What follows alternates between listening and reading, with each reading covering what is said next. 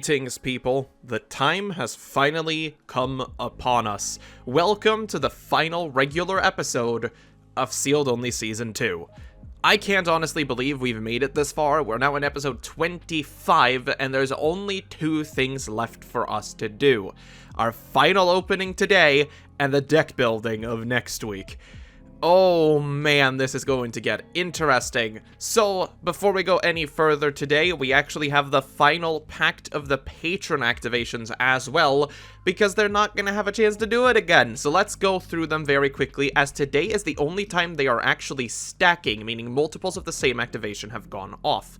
We're starting with Zooey, of course, giving us the Patron Pack of Blazing Vortex, because this man really wants us to play Tri-Brigade. We then got Beekeeper Chris with a gift of items that has given us a discount code. Very fitting for the last shop, I suppose, but we have 20% off of, 30% off of any item of our choosing. Kind of neat. Lardax has given us a gift of knowledge, which has given us 2 super rare wildcard level 2s. We can get more super rares into our collection, which is probably the best thing for the episode coming up. Rune has given us a gift of power, which gives us a start ship, which unfortunately doesn't do a hell of a lot in this episode, because we can no longer upgrade anything, but they do have a use for the end of the series, so I suppose I'll take it as is. Renee has also given us a gift of items, and the gift of items this time around has landed on Coffee Brew, meaning we're actually able to use 2 items in an episode. We were kind of running out of these. We still had 1 remaining, but I suppose for the final few episodes, it's just about as good as anything we can get. Then we have J-Chip coming in with another Patron Pack of Lightning Overdrive. The man has been wanting us to play Drytrons for a very long time, and I think with another opening of Lightning Overdrive, we might be able to. Then we have 2 Gifts of Wealth coming in. We got one from Kurama, our newest patron, I believe, as well as from Mothman, which have in total granted us 8,000 DP, which is kind of sick, not gonna lie. And lastly, we've got Bosque, and Bosque has given us a gift of knowledge, giving us our first, and I believe only, level 2 ultra rare wildcard. We can pick any ultra rare of any set, ladies and gentlemen. That changes a lot. Like, a massive amount, actually. But with all of the activations out of the way, we only have 1 more shop to go through. And for this week, Todd's not the one holding it. We've actually been sent the shop remotely because his store has closed in the preparation of the Dragoon Cup. The asshole just left us hanging. Oh well, the shop we are buying from today looks like this. And as you can probably see, the shop is not actually half bad. We have a lot of sets on the board today that could make a difference. As we said last episode, the week's shop this week is much larger than usual because this is the final one. We doubled up the stock for the final opening. And we have many choices to make, unfortunately. We do have a very large bank this time around, so we are actually able to realistically do a lot with it. But looking at what we have currently, I think 1 purchase here is absolutely mandatory, and that one is Duel Devastator. This is the final shot we have. Getting another Ash Blossom, another just generic hand trap in general, is absolutely mandatory for us. We're gonna blow 4,000 on that immediately, leaving us as 35,000, just about 36. Now, there are a lot of cards that we need from a lot of these sets, which is super unfortunate. Lightning Overdrive is by far the most important one, though, because we actually need to find ourselves copies of Herald. Whatever it's called, the normal summonable Herald thingy that actually allows Drytron to exist as well as it does. We need them, and we need them desperately. So I'm thinking that we actually blow... I don't want to open 100 packs of Lightning Overdrive because that seems very redundant, but I'm gonna say we're opening 80 of them for 8,000 bucks, and we're just gonna hope we can at least pull 1 or 2 out of 80 packs. It seems reasonable to me. I don't know. We then have Secret Slayers. Secret Slayers is actually a set I've been wanting to open, because if we can gain access to the Eldritch traps, our Life Twin core is basically live, and it's about the best possible outcome. Another thing I should mention is that you'll see two colored prices here. The two blue colored prices are the patron packs, which automatically have a discount, and the orange colored one is the patron's chosen pack, the one they get to vote for like they do in every store. Just so you're aware. The unfortunate part about Secret Slayers is that it's very, very expensive, and it almost always will be. So I'm thinking if we're going into Secret Slayers for just a little bit, we need to be very careful how much we're spending. If we go for like 20 packs... that's 4,000 bucks. That's a lot, unfortunately, but it's almost worth it. Oh man, I hate having to think like this. Also, don't worry, I didn't mean 4,000 bucks as in it will cost us 4,000 bucks, just that we'll have 4,000 bucks left with my plan. I'm not that bad at math. You don't have to worry about it. I'm going to say we are going to buy 20 packs of Secret Slayers for 10,000 buckaronis. It's a lot of money, but the possibility of getting Eldritch to our core, at least the Eldritch traps, I suppose, is too good to pass up. That puts us at 17,915 remaining. We've picked up essentially 3 sets, and we do still have some stuff to spend. The thing is, it's very weird how we're going to choose to spend it, I think. We're actually going to invest in 2021 Megatins for a large majority of it. We're in fact going to buy 10 of them for 7,000.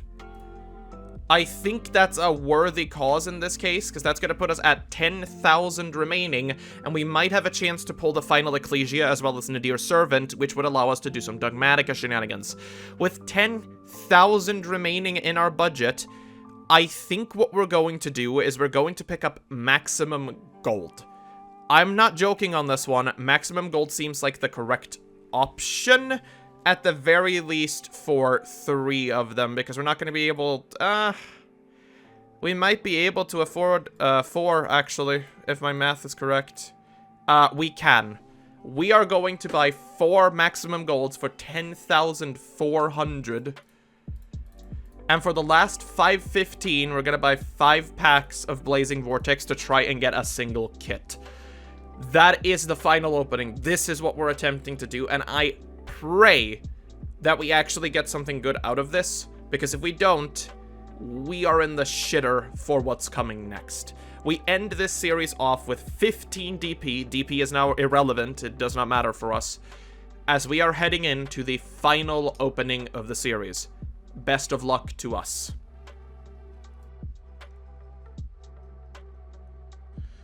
Okay then, let's start off strong. 80 packs. 80 packs of Lightning Overdrive.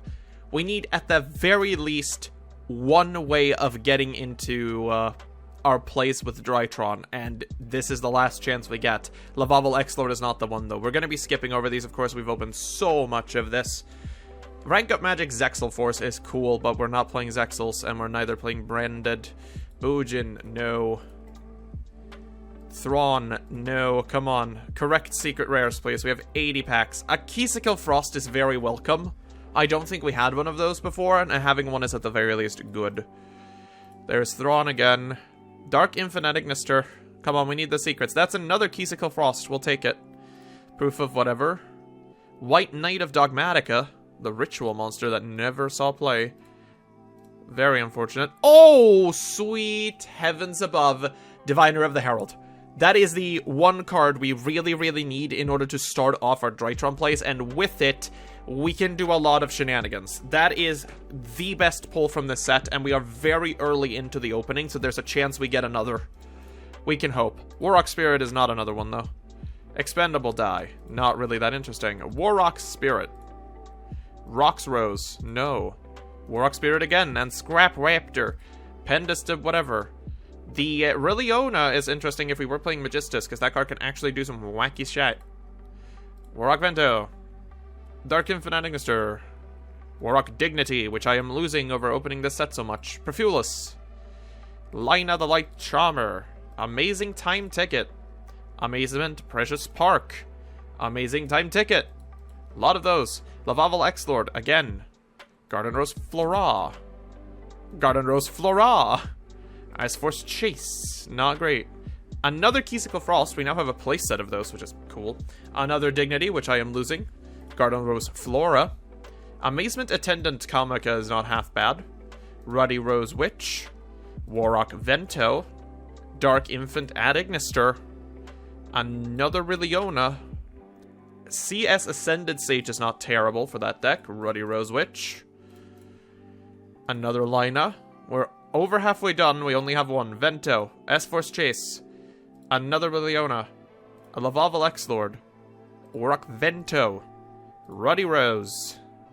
X-Force Edge Razor. Stay Sailor Romarin. Another Ascended Sage. We're seeing very few secrets, I feel. Another Bear Brum, which we already had a million of. White Knight of Dogmatica. Amazement Attraction Cyclocoaster. A Precious Park. 20 left. Edge Razor. Branded in White. Zexel Construction. Pendest whatever. Warrock Vento. Dark Infant Adignister. Complete a playset, which I think we already had, but regardless. Traptrix Cularia is cool if we were actually playing Traptrix. Ultimate Dragonic Utopia Ray. Pendest Digadoo. Bujin Torifun. Roxor's Dragon. Lina. Dark Infant. A Draconic Halberd. Ruddy Rose.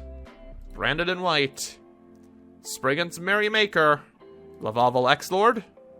Roach's Dragon, and for the last pack...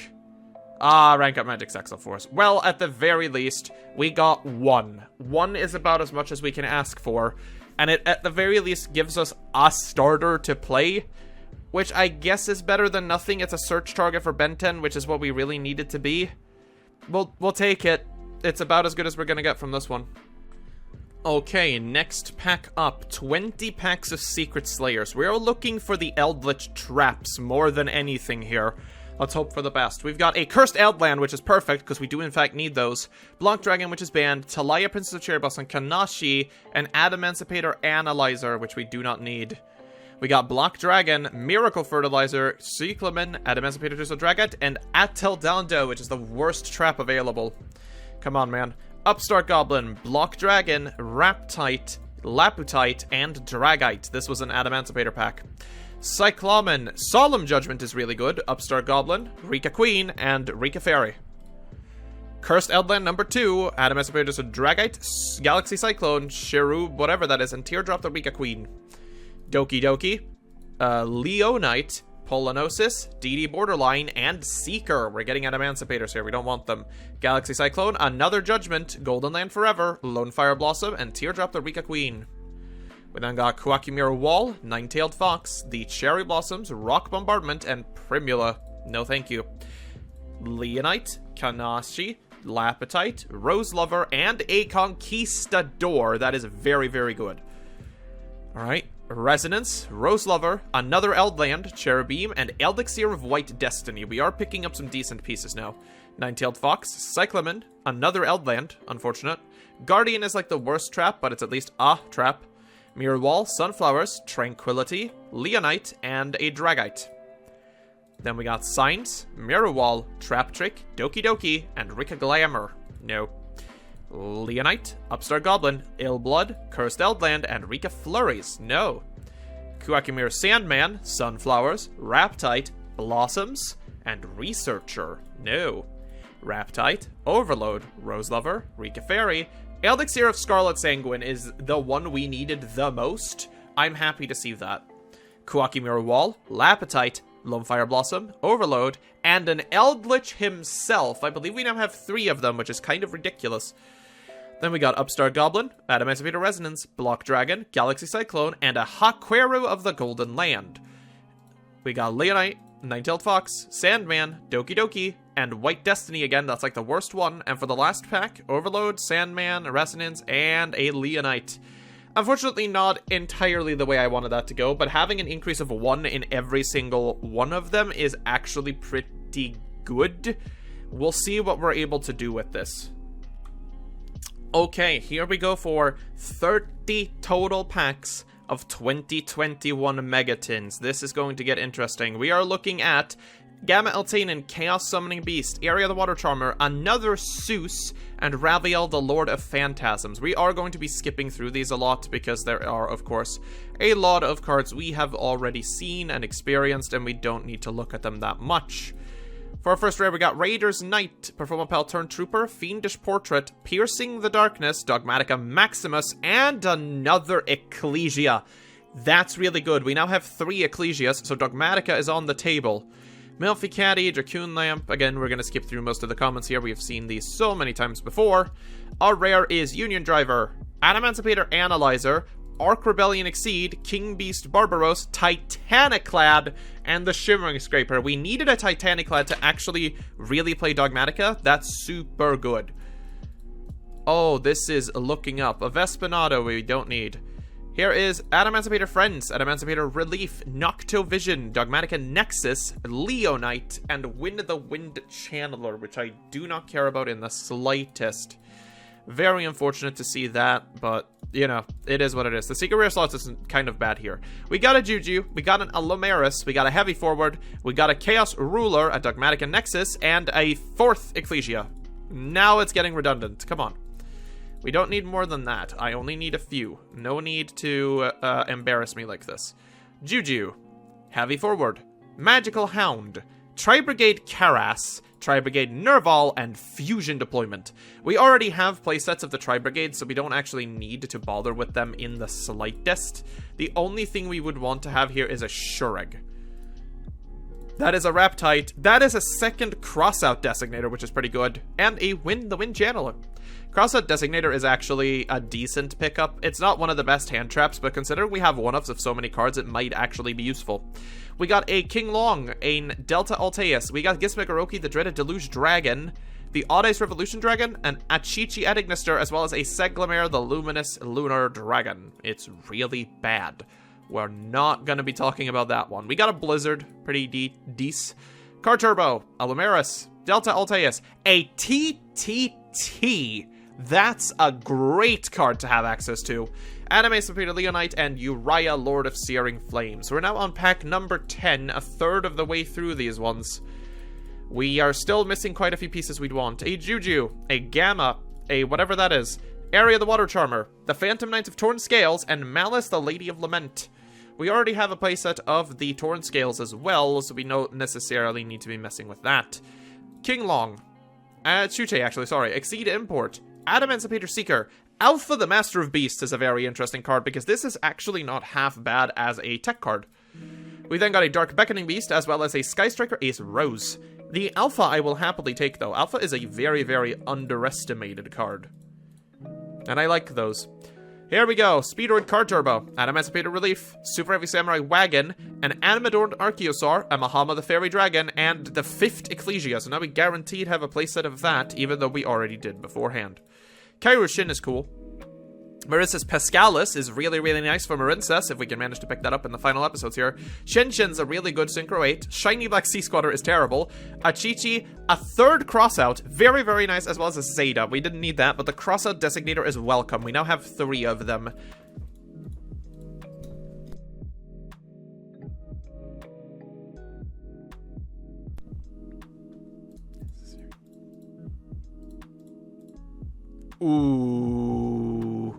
Ooh, that is a Nadir Servant. That's the card we really need to make Dogmatica a fully playable archetype now. Having one is really good, and we still have half of the packs to go. The rest of it was kind of garbaggio. Final one, Speedroid Card Turbo, Stained Greaves, Delta Alteus, Ghost Mourner and Moonlit Chill is not a terrible hand trap, although it's not exactly great either. We also got Ghost Meets Girl, a Mayakashi manuscript, and Tri-Brigade Revolt, which we already have playsets of. Unfortunate. We're getting a lot of repeats of things we have, but such is the way of things at the end of the series. Card Turbo, Magical Hound, Catapult Turtle, Karas, Aiden, and an Apcalone. Sure, why not? Not the greatest, but not the worst. We've got Union Driver, Warning Point, Fiendish Portrait, another Ghost Mourner, Raptite, and a Parallel Exceed is very interesting. I don't think we have a single one of those yet. Very nice. Alright, here we go again for the Fan, another Heavy Forward, an Exceed Import, Mahama, Maximus, and another weird Siglair Dragon I don't want to deal with. Cart Turbo, a Rugal, Deep Sea Aria, Maximus, Gravedigger's Trap Hole, and a Phaserite. We actually only had one of those, so having another one is not terrible, but we need Shurig. Shurig is a must in order for us to even remotely attempt to play Tri-Brigade. We get a Kowloon, Noctivision, Warning Point, True Light, Fallen of Albaz, and another Rose. We've got 9 packs remaining of this. We still have a chance. Spiral Fusion, Artillery Catapult Turtle, Turn Trooper, Odd Eyes Revolution, Karos, and Gaia the Magical Knight of Dragons, which I don't care for in the slightest, and I don't think any of you do either. Here we go for Long, Catapult Turtle, Arc Rebellion, Pikari, Mahama, and Ice Dragon's Prison is a very good card. We'll take that too happily. That is not terrible in the slightest. Here we go. Tri-Brigade, Airborne Assault, Thunderhand, Chaos Summoning Beast, Rishadal Wendy, True Light, and Raviel. Shadal from scratch, anyone? Remember that series? Now we finally have an ultra rare. Kowloon, Thunderhand, Titanocider, second Nadir Servant. Amazing. Eye Contact and Win the Wind Charmer. That is so good, you have no idea. A third one, maybe? Gaia, Super Heavy Wagon, Catapult Turtle, Archaeosaur, Karos, and another Raviel Eye Punch Your Face. I don't know why they got reprinted again, but I suppose I digress. Friends, Magical Hound, another Stained Greaves, a Pikari, a Researcher, and another Shimmering Scraper. Come on, that could be punishment or, you know, something remotely useful other than what you're giving me right now. Beta, Chaos Summoning Beast, Fallen of Albaz, Rishadal Wendy, and another magical whatever that is. Oh, man. Come on, man. We're looking at Lily, True Light, and Malice, along with Chuche and a couple of other things there. I don't think we have all of the required things to even try to play Virtual World, but we could have a look. Exceed Import, 4th Crossout. Gearsu, the Orcust Mech Knight, is actually really good. We now have 2 of those, and Adamancipator Signs. If we could pick up another Gearsu in the final pack, that would also be kind of cool. If not, expected, I guess.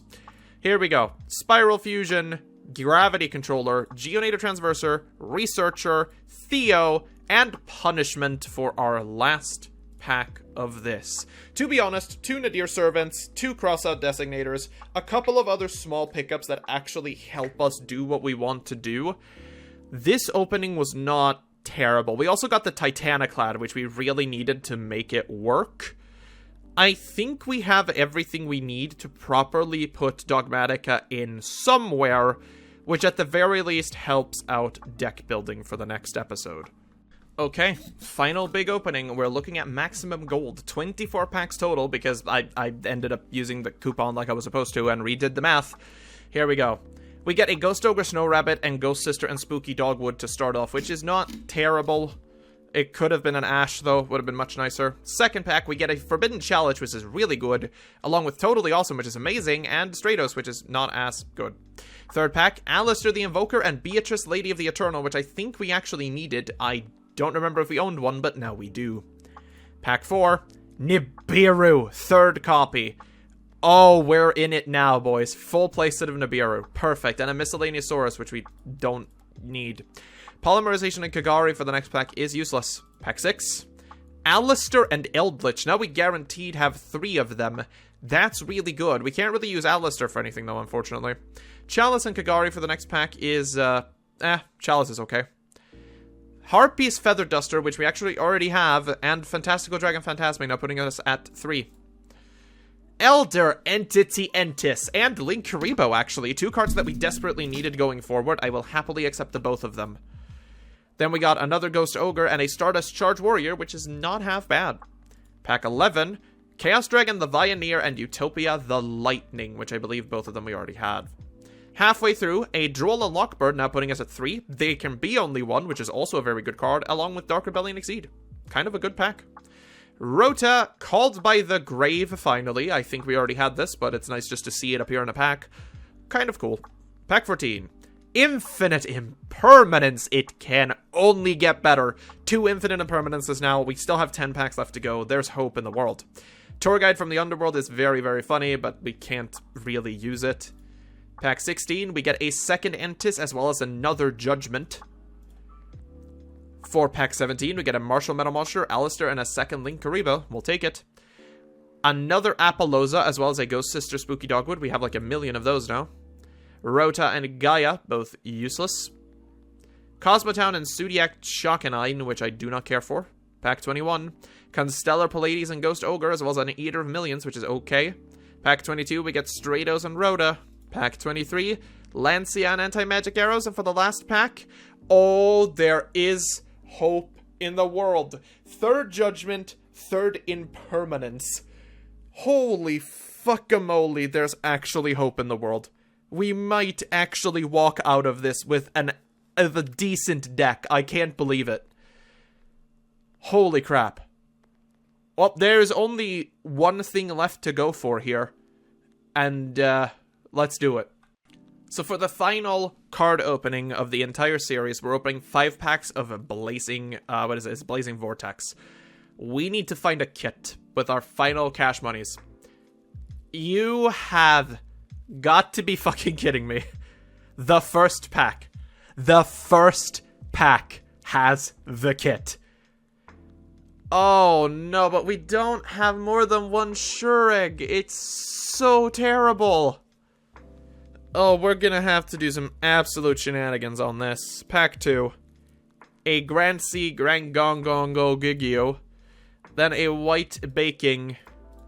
Followed by an Ancient Warriors Rebellious Lefay. And for the final pack, we get a Psychic Eraser Laser. It doesn't matter. We got the kit in the first pack.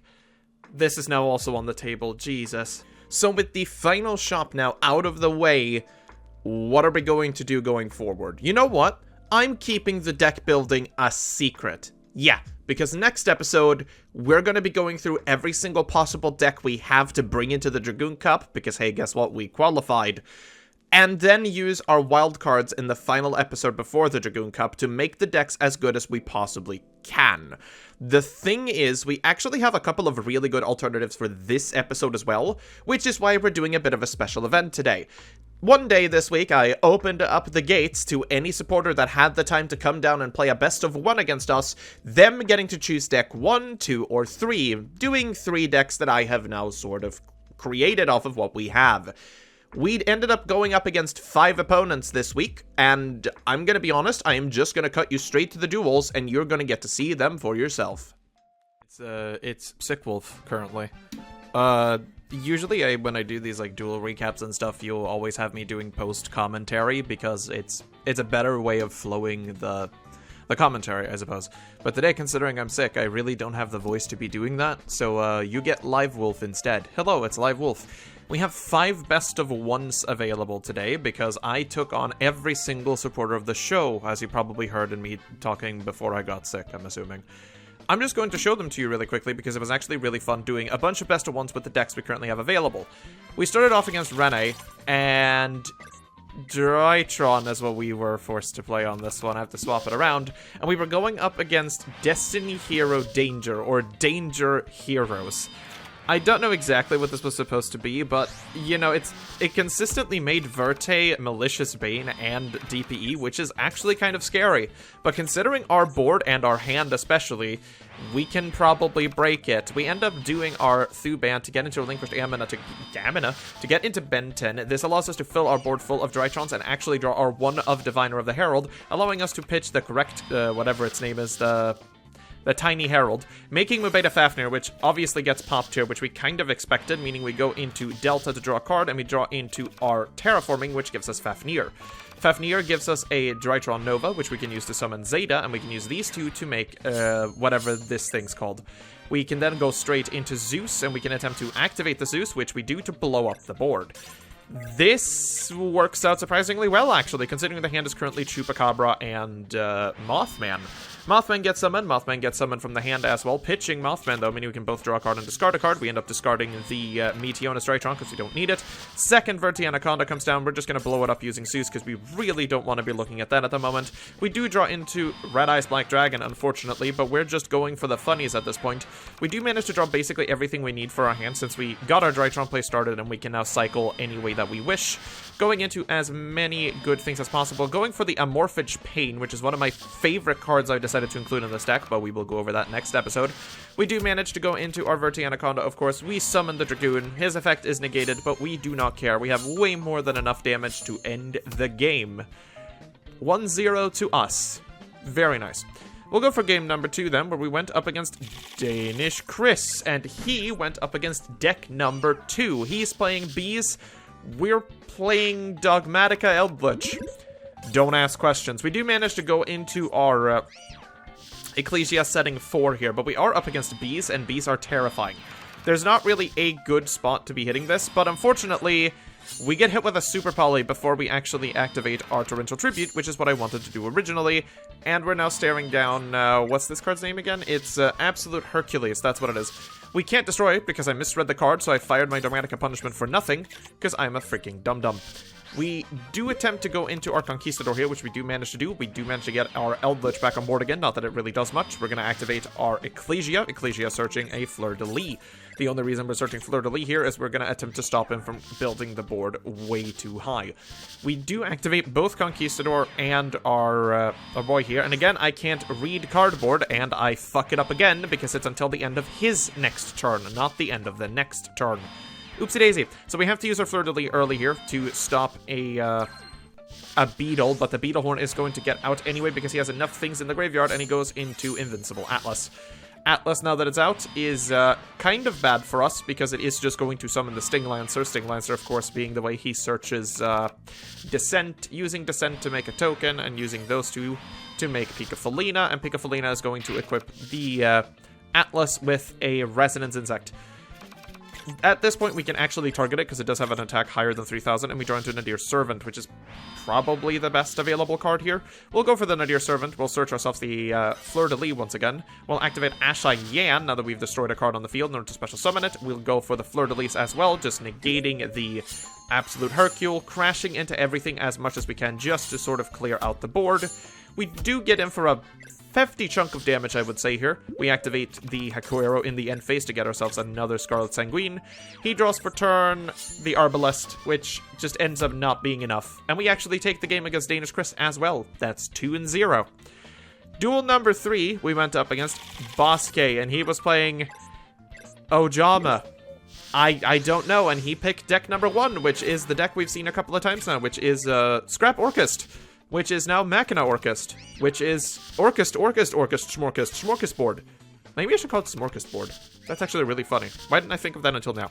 Regardless, we do manage to get off into our traditional Scrap combo without any real worries whatsoever, as his turn he only sets an Ojama Blue and a back row, meaning we are basically set to just perform an OTK here. Now that we have full access to everything, we unfortunately do have to go for the, we have to go for the Barricade Board blocker because our stupid Gizmek banished our target. But we do OTK without any real problems other than that. It was really quick. I'm surprised we managed to get that out, but then again, we weren't exactly up against much. Duel 4 is probably the one we all expected to happen. Mothman.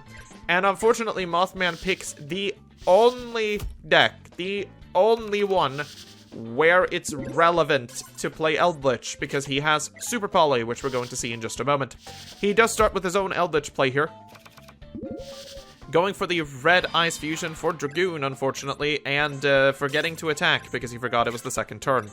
Don't know about him, Chief, but we do have an Ecclesia. We'll go for the Ecclesia effect here, activating the Ecclesia to get for the Lee. We'll go for the Fleur-de-Lis effect. We will simply negate the Dragoon.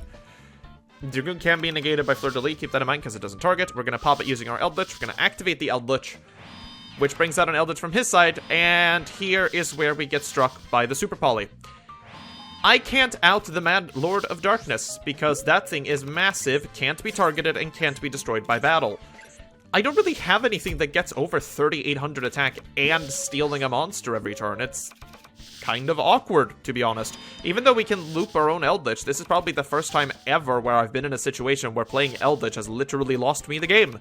If I just didn't do that, he wouldn't have had enough things to do. But regardless of that, we do go for the Mothman activation. Mizuki enters the grave, and at this point, we're basically fricked. The one card here that could possibly get us out of this is, a card that would send, but we don't have that, so we have to get 2 Eldritches on board in order to get into Super Dora so we can actually beat over the Mad Golden Lord, which we just can't currently. It's really wonky. We'll go for the Ecclesia. Ecclesia gets Impermanence, which is super unfortunate because we kind of needed it. We'll just set our own Impermanence. We get a Titaniclad. We are going to have our poor girl destroyed, but we do get an Ashai Yan off of the Titaniclad, which isn't really enough because what I wanted to do this entire time was use the Torrential Tribute we have to actually blow up the board. But unfortunately, even though we can negate a card here, he is going to activate the Unizombie. Unizombie is whatever.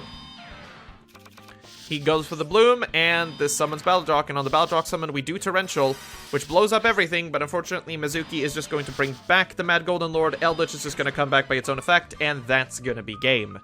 That's a really hard matchup for this one deck specifically. If he had picked either of the other ones, we may have been off to a better race, especially if we went up with the Drytron one. Unfortunately, that's not the way it ended up, and we're now 3-1.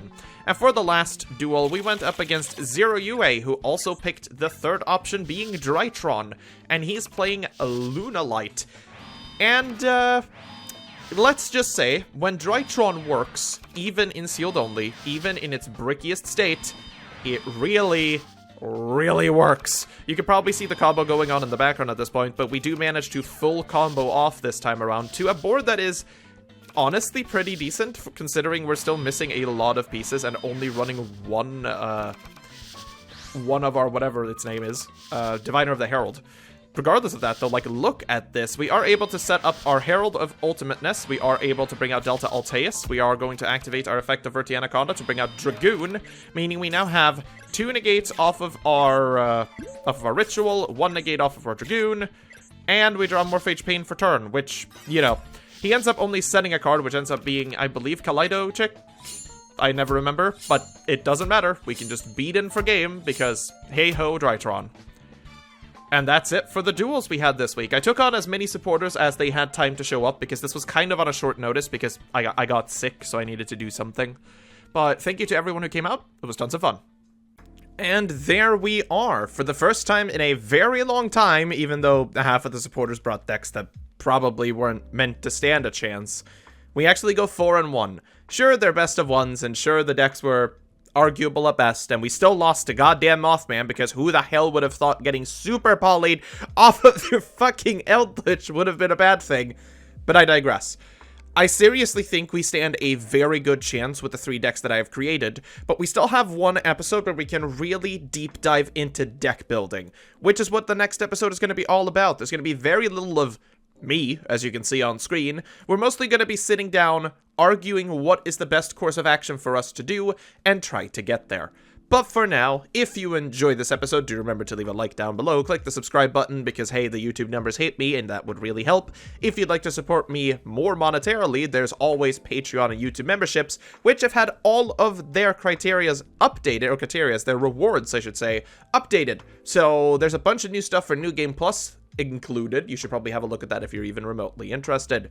One such thing is to play the sealed only alongside me, and another one is to self-insert yourself. Have a look at it. Regardless of that, if you'd like to vote for the starting point of New Game Plus, you can do so down in the description below. The vote is still going for another week. I really hope you check it out. The more votes we have, the better. As always, though, remember to stay safe out there.